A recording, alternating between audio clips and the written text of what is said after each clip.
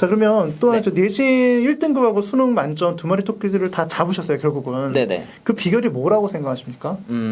사실 일단 가장 큰 요소는 네. 시간 분배라고 생각을 하거든요. 네. 사실 이게 두 개를 챙기다 보면 되게 정신도 없고 그래서 둘 다 약간 놓치게 될 수도 있단 말이에요. 그렇죠. 그래가지고 이제 내가 어떻게 얼마나 수시를 하고 얼마나 정시를 하고 이런 시간 분배를 하는 게 되게 중요하다고 생각을 해요.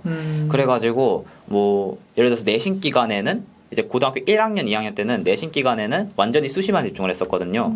그리고 이제 그 다른 시간대 그때 이제 비교과랑 그리고 이제 수능 공부 이걸 좀 이제 적절히 병행해가지고 했고 또 이제 3학년 때는 그 이제 정시가 감을 잃으면 안 되기 때문에 그래서 그 내신을 준비하는 기간에도 정시를 조금씩 이제 병행하면서 그러면서 내신도 준비를 했었거든요. 그래서 약간 그 정시와 수시 간의 어떤 밸런스?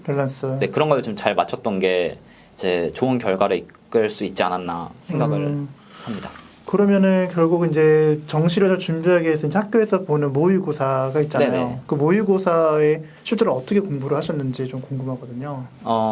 일단 사실 고등학교 1학년, 2학년 때까지는 이제 그냥 그 모의고사 보기 전에 그 기출 문제들 그냥 약간 실전 연습한다 생각을 하고 이제 과목별로 좀 풀었었던 것 같고 근데 사실 이때 탐구는 딱히 안 했어요. 고등학교 1, 2학년 때는 그냥 국영수만 네, 국영수만 이제 공부를 했었고 이제 평소에도 그냥 수학 같은 경우에 문제를 많이 풀었었고 또 이제 영어 같은 경우에는 이제 1, 2학년은 약간 기본을 쌓는다 생각을 하고 단어 많이 외우고 뭐 문법도 공부하고 그리고 그 영어 문장을 읽는 약간 능력 그런 걸 좀 배양하기 위해 가지고 문장 분석하는 능력 그리고 이제 글을 읽는 능력 그런 걸 좀 많이 배양을 하려고 노력을 했었던 것 같고 그리고 이제 국어 같은 경우에는 국어도 이제 독서 같은 경우에는 이제 독서 텍스트를 많이 읽는 연습을 하려고 했어가지고 이제 기출뿐만이 아니라 뭐 다른 외부 지문들 이제 외부의 시험들이 많이 있잖아요. 그렇죠.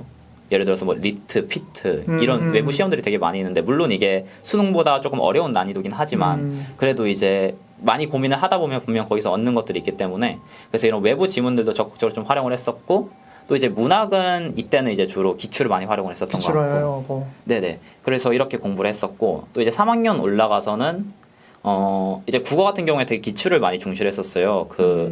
실제로 제 선배 중에 이제 서울대학교를 간 선배 중에 서울대학교 생물교육과를 간 선배가 이제 이 선배가 19학년도 수능에서 하나밖에 안 틀린 선배긴 한데 이제 이 선배가 그 기출을 막 10번을 10회독을 하고 막 그랬다는 소리를 들었었거든요.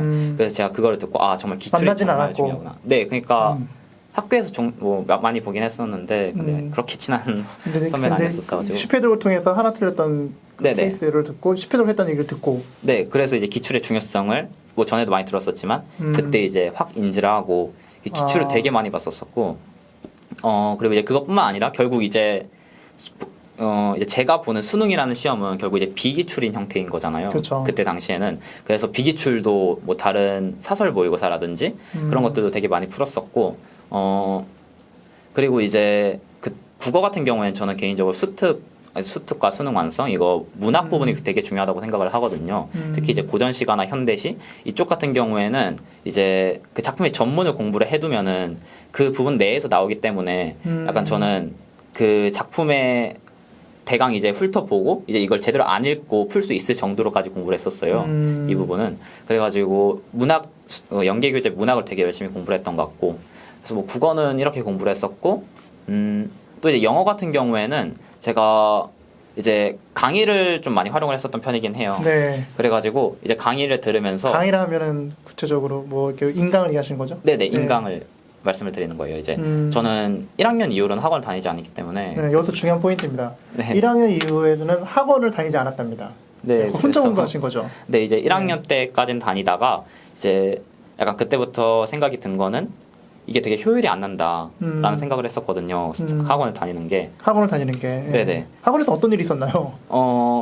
사실 뭐 이제 학원에서 배우는 내용도 분명 많긴 했었죠. 근데 이제 학원 같은 경우에는 사실 어느 정도 평균 수준에 맞춰가지고 이제 수업을 해주시기 때문에 이제 제가 아는 것이든 제가 잘 모르는 것이든 되게 구체적으로 설명을 해주시는 경향이 있어요. 네. 근데 이제 굳이 제가 아는 부분까지 그렇게 열심히 막 이렇게 구체적으로 설명을 드려야 되나라는 생각도 들고 그래가지고 이제 좀 효율성이 안 난다 싶어서 이제 그만두게 되었죠. 그래서 이제 그만두고 2학년 때부터는 혼자서 좀 많이 공부를 했었었는데 근데 이제 3학년 때 뭐 2학년 때도 인강을 듣기는데 이때는 그냥 조금씩 그냥 EBS만 조금씩 활용하다가 이제 3학년 때 들어서 본격적으로 이제 인강을 듣기 시작을 했었거든요. 그 제대로.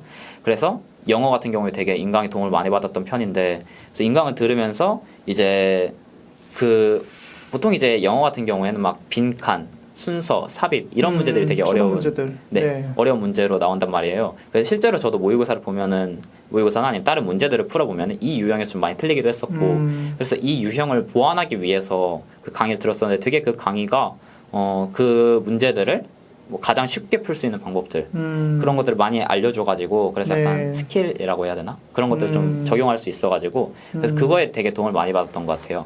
그래서 이제 1, 2학년 때는 어떤 본질적인 영어 실력을 좀 이제 늘려왔다면은 3학년 때는 그런 좀 문제를 푸는 스킬들을 이제 연습하는 그런 시간을 좀 많이 가졌었던 것 같아요. 그러니까 기초를 다지고 그 이후부터는 스킬을 다졌다는 얘기네요. 네네 그렇죠.